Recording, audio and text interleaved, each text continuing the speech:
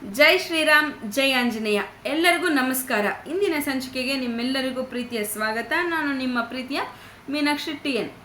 ಸಂಚಿಕೆ 11ರಲ್ಲಿ ಕೌಶಿಕ ಮಹಾರಾಜ ಅಕ್ಷೌಹಿಣಿ ಸೈನ್ಯವನ್ನು ಕರೆದುಕೊಂಡು ಭೂಪ್ರದಕ್ಷಿಣೆಗೆ ಅಂತ ಬರ್ತಾನೆ. ಅವನು ಬೆಟ್ಟ ಗುಡ್ಡಗಳನ್ನು ದಾಟ್ಕೊಂಡು, ಅರಣ್ಯಗಳನ್ನು, ನದಿಗಳನ್ನು, ಪ್ರತಿಯೊಂದನ್ನು ದಾಟ್ಕೊಂಡು ವಸಿಷ್ಠರ ಆಶ್ರಮಕ್ಕೆ ಬರ್ತಾನೆ. ಇಲ್ಲಿ ವಸಿಷ್ಠ ಯಾರು? ಈ ಆಶ್ರಮಕ್ಕೆ ಬಂದ ನಂತರ ಕೌಶಿಕ ಮಹಾರಾಜ ಏನು ಮಾಡ್ತಾರೆ, ಅಲ್ಲಿ ಯಾವ ರೀತಿ ಆತಿಥ್ಯ ಸತ್ಕಾರ ಇರುತ್ತೆ ಅನ್ನೋದ್ರ ಬಗ್ಗೆ ಈ ಸಂಚಿಕೆಯಲ್ಲಿ ನಾನು ನಿಮಗೆ ತಿಳಿಸ್ಕೊಡ್ತೀನಿ. ವಸಿಷ್ಠರು ಬ್ರಹ್ಮದೇವರ ಮಾನಸ ಪುತ್ರರಲ್ಲಿ ಒಬ್ಬರು. ವೈವಸ್ವತ ಮನ್ವಂತರದ ಸಪ್ತರ್ಷಿಗಳಲ್ಲಿ ಒಬ್ಬರು. ಇವರು ಗೋತ್ರ ಪ್ರವರ್ತಕರು. ಹಿಂದೊಮ್ಮೆ ಅಸುರರು ಇಂದ್ರಲೋಕದ ಮೇಲೆ ದಾಳಿ ನಡೆಸಿ ಇಂದ್ರನನ್ನು ಸೆರೆ ಹಿಡಿದಿದ್ದರು. ಆಗ ತಮ್ಮ ತೇಜಸ್ಸಿನಿಂದ ರಾಕ್ಷಸರನ್ನು ನಿಗ್ರಹಿಸಿ ಇಂದ್ರನನ್ನು ಬಂಧನದಿಂದ ವಿಮುಕ್ತಿಗೊಳಿಸಿದ್ದರು. ಇವರು ದೇವಹುತಿಯ ಮಗಳಾದ ಅರುಂಧತಿಯನ್ನು ಮದುವೆಯಾಗಿದ್ದರು. ಮಹಾತಪಸ್ವಿ. ಇವರು ಬ್ರಹ್ಮರ್ಷಿ ಪದವಿಯನ್ನು ಕೂಡ ಪಡೆದಿದ್ರು.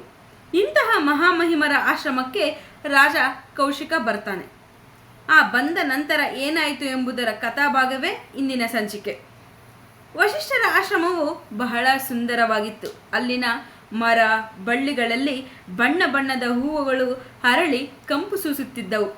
ಬಗೆ ಬಗೆಯ ಪಕ್ಷಿಗಳು ಚಿಲಿಪಿಲಿ ಧ್ವನಿ ಮಾಡಿ ಸ್ವಾಗತಿಸುತ್ತಿದ್ದವು. ಜಿಂಕೆಗಳು, ಸಾರಂಗಗಳು ನಿರ್ಭಯವಾಗಿ ಓಡಾಡುತ್ತಿದ್ದವು. ಸಿದ್ಧ ಚಾರಣರು, ಗಂಧರ್ವರು ಆಶ್ರಮದಲ್ಲಿ ವಿಹರಿಸುತ್ತಿದ್ದರು. ಅನೇಕ ಋಷಿಮುನಿಗಳು ಅಲ್ಲಿ ತಪೋನಿರತರಾಗಿದ್ದರು. ಬ್ರಹ್ಮಲೋಕದಂತೆ ಕಂಗೊಳಿಸುತ್ತಿದ್ದ ಆ ತಪೋವನದಲ್ಲಿ ಕೌಶಿಕ ರಾಜನು ಭಕ್ತಿ ಭಾವದಿಂದ ಪ್ರವೇಶಿಸುತ್ತಾನೆ. ತನ್ನ ಸೈನ್ಯವನ್ನು ಹೊರಗೆ ನಿಲ್ಲಿಸಿ ವಸಿಷ್ಠರ ಬಳಿಗೆ ಹೋಗಿ ಅವರಿಗೆ ಸಾಷ್ಟಾಂಗ ನಮಸ್ಕಾರವನ್ನು ಕೂಡ ಮಾಡಿ ಧನ್ಯವಾದ ತಿಳಿಸ್ತಾನೆ.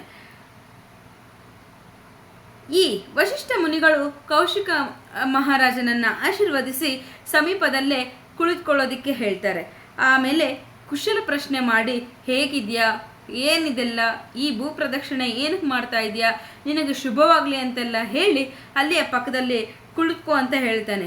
ಅನಂತರ ಕೌಶಿಕ ರಾಜ ಮತ್ತು ಅವನ ಪರಿವಾರದವರು ತಮ್ಮ ಆಶ್ರಮದ ಆತಿಥ್ಯವನ್ನು ಸ್ವೀಕರಿಸಬೇಕು ಅಂತ ಹೇಳಿದಾಗ ಅದಕ್ಕೆ ಒಪ್ಪಿ ಕೌಶಿಕ ಮಹಾರಾಜ ಮತ್ತೆ ಆತನ ಸೈನ್ಯ ಅಲ್ಲೇ ಉಳಿದುಕೊಳ್ಳುತ್ತೆ.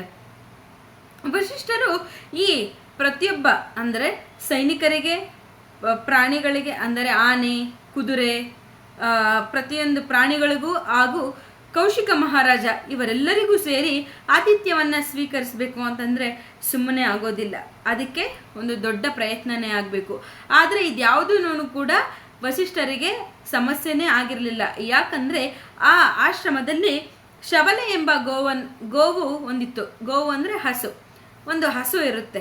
ಆ ಹಸುವನ್ನು ಕರೀತಾರೆ. ಅದು ದೇವಲೋಕದ ಕಾಮಧೇನು. ಬೇಡಿದ ವಸ್ತುಗಳನ್ನು ಸೃಷ್ಟಿಸುವ ಆ ಶಕ್ತಿಯನ್ನು ಆ ಗೋವು ಹೊಂದಿತ್ತು. ವಸಿಷ್ಠರು ಶಬಲೆಯನ್ನು ಕುರಿತು, ಏ ಗೋಮಾತೆ, ನಮ್ಮ ಆಶ್ರಮಕ್ಕೆ ಅತಿಥಿಗಳಾಗಿ ಬಂದಿರುವ ಕೌಶಿಕ ಮಹಾರಾಜ ಹಾಗೂ ಅವನ ಸೈನ್ಯಕ್ಕೆ ಇಂದು ಉತ್ತಮವಾದ ಔತಣವನ್ನು ಏರ್ಪಡಿಸಬೇಕು. ಅದಕ್ಕೆ ನಿನ್ನ ಅನುಗ್ರಹ ಬೇಕು ಅಂತ ಪ್ರಾರ್ಥನೆ ಮಾಡ್ತಾರೆ.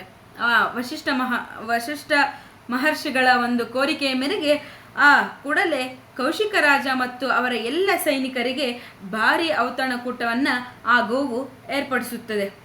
ಅದರಲ್ಲಿ ಆ ಔತಣದಲ್ಲಿ ಏನೇನೆಲ್ಲ ಮಾಡಿರುತ್ತೆ ಆ ಗೋವು, ಏನೇನೆಲ್ಲ ಒಂದು ಪ್ರಸಾದವಾಗಿ ನೀಡಿರ್ತೈತೆ ಅಂತಂದರೆ, ಬೆಳ್ಳಿಯ ತಟ್ಟೆ ಬಟ್ಟಲುಗಳಲ್ಲಿ ಮೃಷ್ಟಾನ್ನ ಭೋಜನ ಸಿದ್ಧವಾಗಿರುತ್ತದೆ.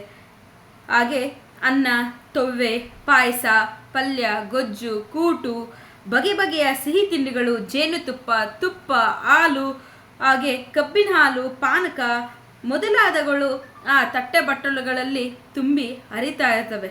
ಶುದ್ಧ ಪರಿಮಳದ ಜಲವು, ಹರಿವಾಣಗಳಲ್ಲಿದ್ದ ವಿಳೆಯವು, ಸುಗಂಧ ದ್ರವ್ಯಗಳು ಅತಿಥಿಗಳ ಮನಸ್ಸನ್ನು ಹರ್ಷಗೊಳಿಸುತ್ತದೆ.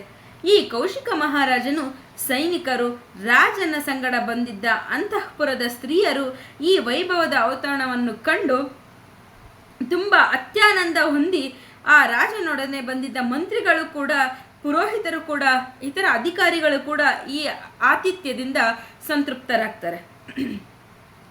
ಈ ಒಂದು ಆತಿಥ್ಯವನ್ನು ಸ್ವೀಕಾರ ಮಾಡಿದಂಥ ಕೌಶಿಕ ಮಹಾರಾಜನಿಗೆ ಒಂದು ಯೋಚನೆ ಬರುತ್ತೆ.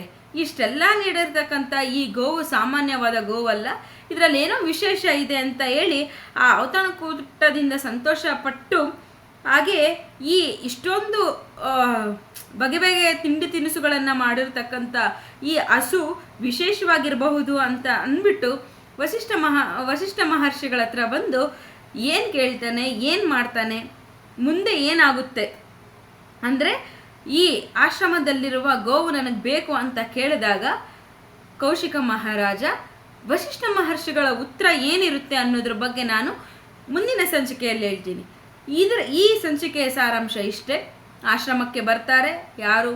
ಅಕ್ಷೌಹಿಣಿ ಸೈನ್ಯ ಮತ್ತು ಕೌಶಿಕ ಮಹಾರಾಜ ಎಲ್ಲ ನದಿ ದಡಗಳನ್ನು ದಾಟಿಕೊಂಡು ಆಶ್ರಮಕ್ಕೆ ಬಂದ ನಂತರ ವಸಿಷ್ಠ ಮಹರ್ಷಿಗಳಿಗೆ ನಮಸ್ಕಾರ ಮಾಡಿ ಅಲ್ಲಿಯೇ ಕುಳಿತುಕೊಂಡು ಕುಶಲೋಪರಿ ವಿಚಾರಿಸ್ಕೊಂಡು ಅದರ ನಂತರ ಆತಿಥ್ಯವನ್ನು ಸ್ವೀಕಾರ ಮಾಡಿಕೊಂಡು ಹೋಗಿ ಅಂತಂದಾಗ, ಆಯಿತು ಮಹರ್ಷಿಗಳೇ ಅಂತ ಕೌಶಿಕ ಮತ್ತು ಆತನ ಸೈನ್ಯ ಅಲ್ಲೇ ಉಳಿಯುತ್ತದೆ. ಅಲ್ಲಿಯೇ ಅಂದರೆ ಆಶ್ರಮದಲ್ಲೇ ಉಳಿದುಕೊಳ್ತಾರೆ. ಆ ಉಳಿದುಕೊಂಡಾಗ ಅಲ್ಲಿ ಶಬಲೆ ಅಂತ ಒಂದು ಹಸು ಇರುತ್ತೆ. ಆ ಹಸು ದೇವಲೋಕದ ಕಾಮಧೇನು. ಆ ಕಾಮಧೇನು ಈ ಆತಿಥ್ಯವನ್ನು ಯಾವ ರೀತಿ ಮಾಡುತ್ತೆ ಅಂದರೆ, ಈ ಮಹರ್ಷಿಗಳು ಹೋಗಿ ಅದನ್ನು ಈ ದಿನ ಅಂದರೆ ಕೌಶಿಕ ರಾಜ ಮತ್ತು ಸೈನ್ಯ ಬಂದಿದ್ದ ದಿನ ಅವ್ರಿಗೆಲ್ಲರಿಗೂ ಔತಣಕೂಟ ನಾನು ಏರ್ಪಡಿಸ್ತೀನಿ ಅಂತ ಹೇಳಿದ್ದೀನಿ, ದಯವಿಟ್ಟು ನಿನ್ನ ಅನುಗ್ರಹ ಬೇಕು ಅಂತ ಪ್ರಾರ್ಥನೆ ಮಾಡಿದಾಗ ವಿಧ ವಿಧವಾದ ಪಲ್ಯಗಳು, ತೊವ್ವೆಗಳು, ಏನೇನು ಬೇಕೋ ಮೃಷ್ಟಾನ್ನ ಭೋಜನವನ್ನು ಅದು ಸಿದ್ಧಪಡಿಸುತ್ತೆ. ಈ ಮೃಷ್ಟಾನ್ನ ಭೋಜನದಿಂದ ಕೌಶಿಕ ಮಹಾರಾಜ ಹಾಗೆ ಅವರ ಜೊತೆ ಬಂದಿದ್ದಂತಹ ಸೈನಿಕರು, ಮಂತ್ರಿಗಳು, ಪುರೋಹಿತರು ಪ್ರತಿಯೊಬ್ಬರಿಗೂ ತುಂಬ ತುಂಬ ತುಂಬಾ ಇಷ್ಟ ಆಗುತ್ತೆ ಆ ಊಟ. ಇದೆಲ್ಲವನ್ನು ತಿಂದು ಸಂತೃಪ್ತನಾದ ರಾಜ ಕೌಶಿಕ, ಈ ಹಸು ಸಾಮಾನ್ಯವಾದದ್ದಲ್ಲ, ಇದರ ಹಿಂದೆ ಏನೋ ಇದೆ, ಈ ಹಸುವು ನನಗೆ ಬೇಕು ಅಂತ ಒಂದು ದುರ್ಬುದ್ಧಿ ಹುಟ್ಟಿ ಅಲ್ಲಿ ಮಹರ್ಷಿಗಳನ್ನು ಕೇಳ್ತಾರೆ. ಮಹರ್ಷಿಗಳೇ, ಈ ಶಬಲೆ ನನಗೆ ಬೇಕು ಅಂತನ್ಬಿಟ್ಟು ಕೇಳ್ತಾರೆ.